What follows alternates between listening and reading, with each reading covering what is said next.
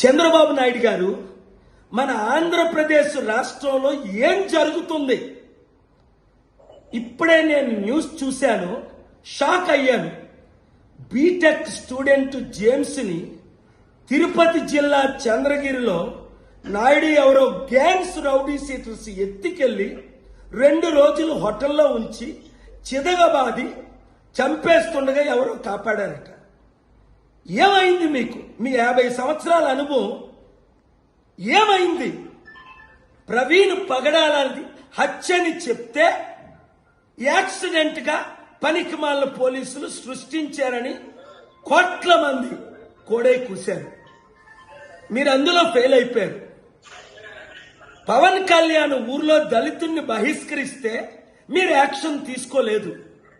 ఇప్పుడు ఇది అంటే రోజుకొక అన్యాయం, అత్యాచారం, మానభంగం జరుగుతుంటే ఒక ముఖ్యమంత్రిగా మీకు నిద్ర ఎలాగొస్తుందండి? ప్రపంచ శాంతి సభ ఈ మే 24 సికింద్రాబాద్లో పెడుతున్నాను. రండి, మారు మనసు పొందండి, మీ లీడర్స్ అందరినీ తీసుకొని రండి. ఒకప్పుడు ఎంత మంచి పాలన చేశారండి మీరు, నా బ్లెస్సింగ్లు తీసుకొని. అప్పుడు డీజీపీ అండి జేవి రాముడు మీరే కదా అపాయింట్ చేశారు. కులాలకి మతాలకు ఎంత అద్భుతమైన సేవ చేశాడండి. అలాంటి వాడు ఒక్కడు దొరకలేదా?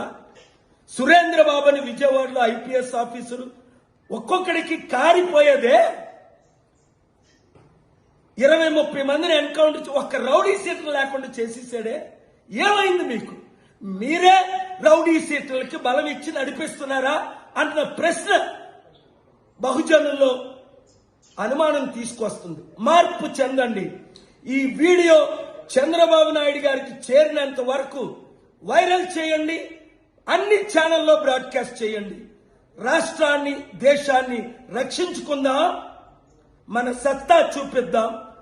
తిరుపతి కమిషనర్ పోలీస్ కి నేను వార్నింగ్ ఇస్తున్నా, అర్జెంటుగా వాళ్ళందరి మీద చర్యలు తీసుకోండి, లేదా నేను మీ మీద, డీజీపీ మీద నేను చర్యలు తీసుకుంటాను.